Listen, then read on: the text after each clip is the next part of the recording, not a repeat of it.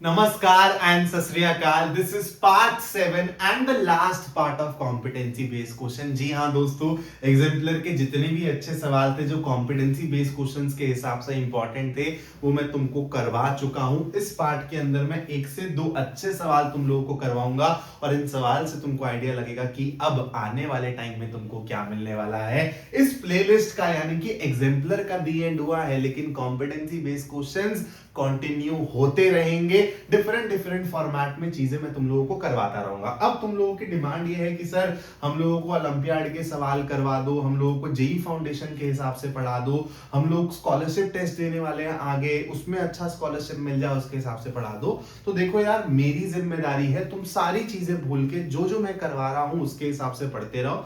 मैं बोर्ड के हिसाब से भी तुम लोगों की कॉम्पिटेंसी स्ट्रॉन्ग करवाऊंगा और तुम लोग आगे जाकर अगर मैथ्स परस्यू करना चाहते हो, जेई जैसा एग्जाम परस्यू करना चाहते हो, तो तुम्हारी फाउंडेशन स्ट्रांग हो, तुम्हारी प्रॉब्लम सॉल्विंग एबिलिटी स्ट्रांग हो, उस पे भी मैं तुम लोगों के साथ काम करूंगा।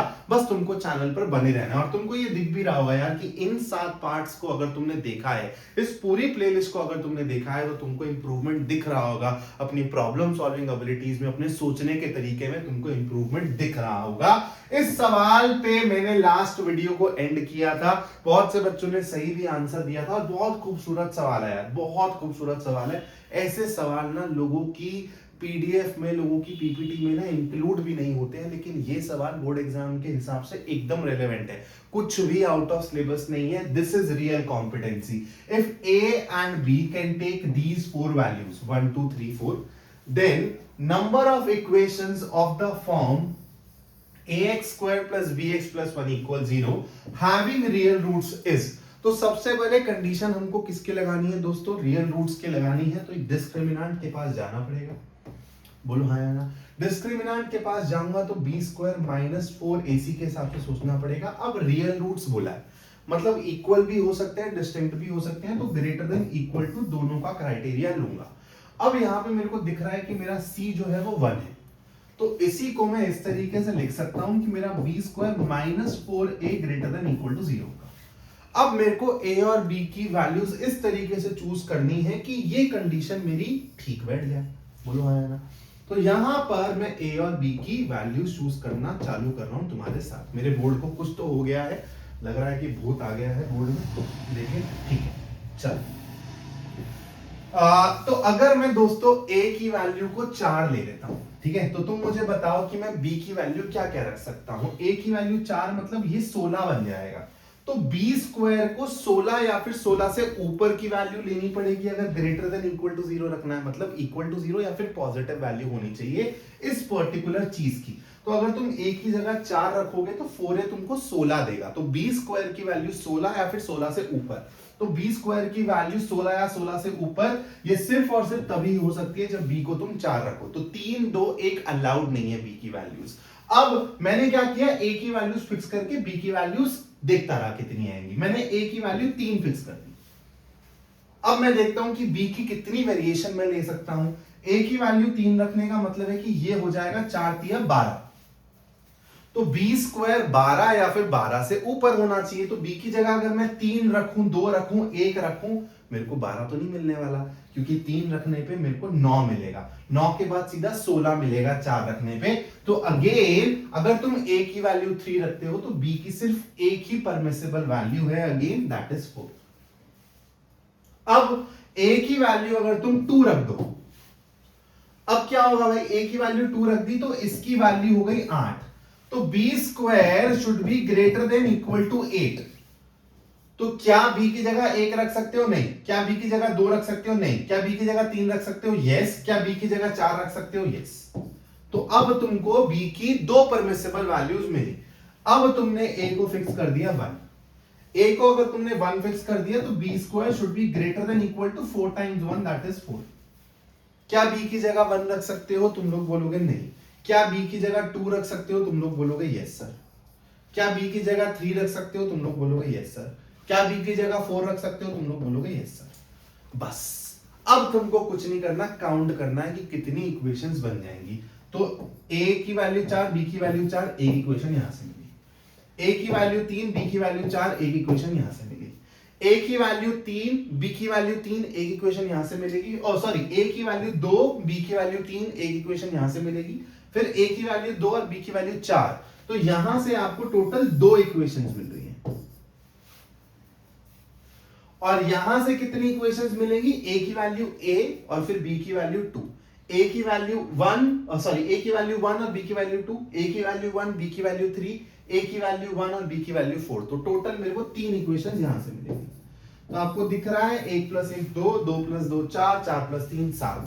तो इसका करेक्ट आंसर क्या हो जाएगा? 7 ऐसी इक्वेशंस मेरे को मिलेंगी इस फॉर्म की जिसके रियल रूट्स होंगे। कितना खूबसूरत सवाल था भाई ये। मैं कह रहा हूं ये तो उससे भी ज्यादा अच्छा सवाल है। और मैं आपको यहीं पर ही दोबारा से बता देता हूं, आने वाले टाइम में ये एग्जाम्पलर का यहाँ पे डी एंड हुआ है, लेकिन कॉम्पिटेंसी बिल्ड करवाने का डी एंड नहीं हुआ है। बहुत खूबसूरत खूबसूरत कॉन्सेप्ट्स पे अभी हम लोग बात करेंगे। तो अभी इसके तुरंत बाद क्या होगा, मैं आप लोगों को कॉम्पिटेंसी बेस्ड सवाल और कॉन्सेप्ट्स कराऊंगा। ठीक है, और किस तरीके से हम लोग बात करेंगे, मैं ना 50 मान लो कि 50 ऐसे सवाल लूंगा, और ये 50 सवाल किस टाइप के होंगे? ये 50 सवाल होंगे ट्रू फॉल्स कैटेगरी के या फिर स्टेटमेंट बेस्ड टाइप के सवाल होंगे। और ये आपकी कॉम्पिटेंसी कैसे बिल्ड करेंगे, क्योंकि ये सारे के सारे वो कॉन्सेप्ट हैं जो आपके क्लास 10th में आप पढ़ते हो। लेकिन इसमें अगर मैं थोड़ी सी ऐसी बातचीत, वर्ड्स इधर उधर घुमा दूं ना, तो यही सवाल ट्रिकी सवाल बन जाते हैं जो आपकी रियल कॉम्पिटेंसी बिल्ड करवाएंगे फिर। तो आने वाले टाइम में, मतलब इसके तुरंत बाद, मैं आप लोगों को ट्रू फॉल्स फॉर्मेट में, स्टेटमेंट बेस्ड क्वेश्चंस फॉर्मेट में ऐसी ट्रिकी ट्रिकी चीजें करवाऊंगा जो आपके क्लास 10th के सिलेबस के अंदर ही है, लेकिन आप लोग उसमें फंसोगे। तो बहुत मजा आने वाला है, थोड़ा सा डिस्कशन टाइप के सेशंस रहने वाले हैं। और आप लोगों को यार चैनल को सब्सक्राइब करके रखना है। अगर आप लोगों को इस सीरीज से, एग्जाम्पलर वाली कॉम्पिटेंसी की सीरीज से फायदा हुआ है, इंप्रूवमेंट देखने को मिला है, तो अभी आगे आने वाले टाइम में तो बहुत खूबसूरत चीजें हैं। अभी तो मैंने आपको वो 1% भी शो नहीं किया जो मैं कर सकता हूं। तो बस आप लोग चैनल पर बने रहना, और ये मेरी जिम्मेदारी है। तुमको जो बोर्ड एग्जाम्स के हिसाब से कॉम्पिटेंसी बेस्ड क्वेश्चंस फेस करने हैं, उसकी भी अच्छे से प्रिपरेशन हो जाएगी, प्रॉब्लम सॉल्विंग तुम्हारी बेटर हो जाएगी, और तुम वो 80/80 वाले कैंडिडेट बनोगे। उसके साथ साथ चाहे जेई फाउंडेशन हो जो तुम डिमांड कर रहे हो, ओलंपियाड लेवल की कुछ प्रॉब्लम सॉल्व करना हो, आगे जाके तुम स्कॉलरशिप टेस्ट देने वाले हो, उसमें तुमको अच्छी स्कॉलरशिप मिले, ये भी मेरी जिम्मेदारी है।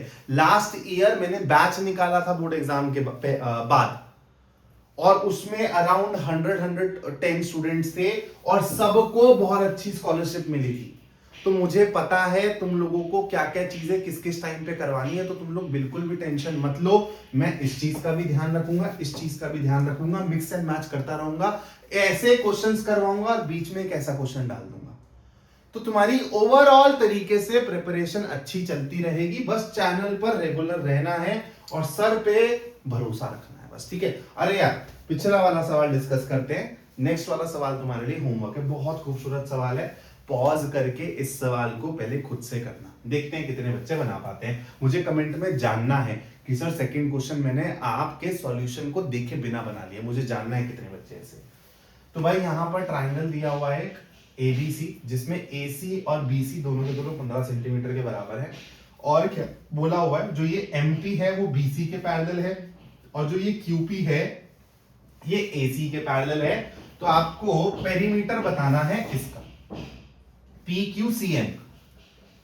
आपको देखते ही पता चल रहा है कि सर अगर ये इसके पैरेलल हो गया और ये इसके पैरेलल हो गया, तो सबसे पहले तो बताओ क्या ये पैरेललोग्राम हो गया? और पैरेललोग्राम की प्रॉपर्टी होती है कि ऑपोजिट साइड्स इक्वल होते हैं, है ना। आप लोगों को पॉज करके पहले खुद सोचना है, और इसके आप इंटरनेट पे सॉल्यूशंस देखोगे ना, आपको बड़े अजीब अजीब सॉल्यूशंस मिलेंगे। और मैं आपको ऐसे चुटकियों में ये सवाल कराऊंगा 30 सेकंड के अंदर, ध्यान से सुनना मेरी बात को।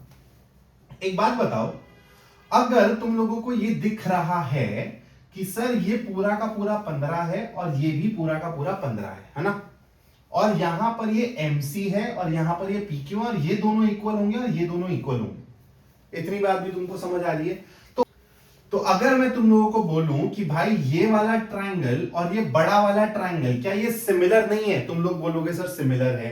तो एक बात बताओ, अगर मैं कॉरेस्पॉन्डिंग साइड्स का रेशियो लिख दूं ऐसे AM, और ये पिक करना आसान नहीं है, ठीक है, ये पिक करना आसान नहीं है, AM बटा AC, will this be equal to MP बटा BC। सर इस तरीके से आपने क्यों चूज किया? हमारा तो पहला इंस्टिंक्ट जा रहा था कि दिस बटा दिस शुड बी दिस बटा दिस, क्योंकि आप लोग पैरेलल के हिसाब से सोचते हो। मैंने अपनी रिक्वायरमेंट के हिसाब से सोचा है दिस बटा दिस विल बी दिस बटा दिस, क्योंकि मेरे को पेरीमीटर की रिक्वायरमेंट है और AC और BC मेरे बराबर हैं। तो AC और BC बराबर है तो यहां से मेरे को AM और MP बराबर दिख गया। मतलब अगर इसको मैं x बोल दूं तो AM मेरा 15 माइनस x हो जाएगा, तो ये भी मेरा 15 माइनस x हो जाएगा, क्या? MP।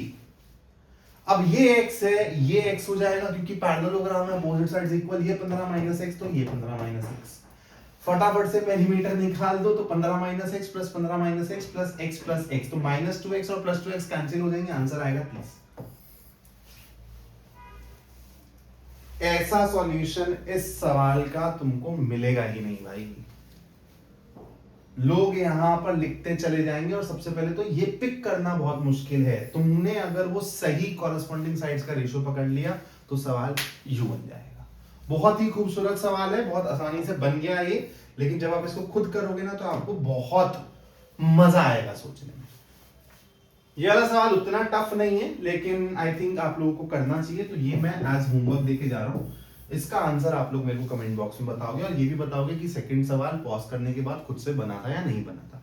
अब आने वाले टाइम में आप लोगों की कॉम्पिटेंसी भी बिल्ड करवाई जाएगी, बोर्ड एग्जाम के रिलेवेंट सवाल भी करवाए जाएंगे, ट्रू फॉल्स क्वेश्चंस के फॉर्म में, स्टेटमेंट बेस्ड क्वेश्चंस की फॉर्म में। उसके अलावा जेई फाउंडेशन, स्कॉलरशिप में अच्छा करना है, सारी चीजें मिलेंगी तुम लोगों को, बैच भी लॉन्च होगा, सब मिलेगा, ठीक है, सब चीजें मिलेंगी। बस तुम लोगों को जिस तरीके से मैं पढ़ा रहा हूं, जिस तरीके से मैं प्रोसेस तुम लोगों को फॉलो करवा रहा हूं, बस तुमको उस पर ट्रस्ट करना है। कॉम्पिटेंसी के लिए खुद से क्वेश्चंस करने हैं तो मैंने पीडीएफ भी बना रखी है जिसमें 350 प्लस सवाल है, जिसका लिंक तुमको मेरी हर वीडियो के डिस्क्रिप्शन में मिल जाएगा। Thank you so much for watching this video. This is Gagan Makkar signing off now. जय हिंद दोस्तों।